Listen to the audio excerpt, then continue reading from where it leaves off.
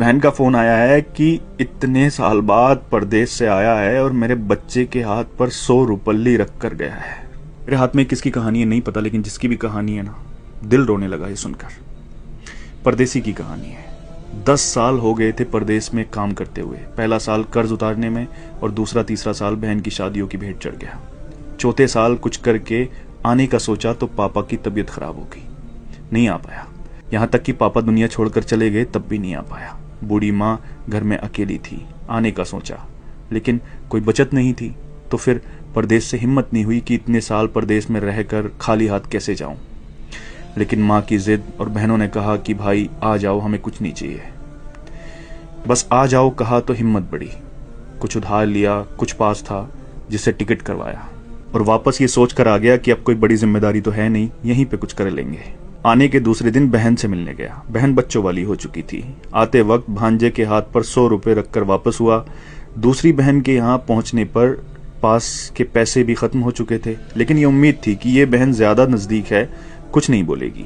वहां से वापसी पर भांजे के हाथ पर कुछ नहीं रखा और जब घर पहुंचा तो मां ने बताया कि एक बहन का फोन आया है।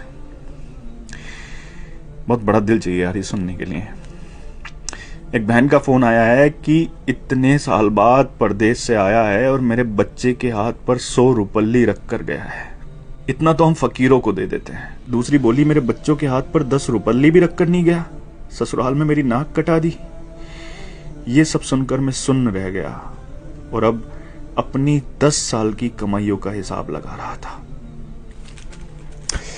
अरे यार, अगर पुराना घर छोड़कर नए घर में भी चले जाओ ना तो ख्वाब हमेशा पुराने घरों के आते हैं। और एक परदेसी तो अपना सब कुछ छोड़कर चला जाता है अपनों के लिए, अपनों को बसाने के लिए।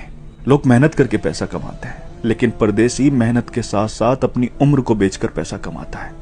किसी खुशियों में नहीं आ पाता, किसी की मैयत में नहीं आ पाता। सच पूछो तो हमारे सीने में दिल किस तरफ है ना, ये एक परदेसी ही बता सकता है। क्योंकि जब वो अपनों को छोड़कर जाता है ना, तो सीने में वही तकलीफ होती है जहां दिल होता है। जुल्म नहीं करते अपने लोग ये कहकर कि तुमने परदेश में रहकर हमारे लिए किया ही क्या है।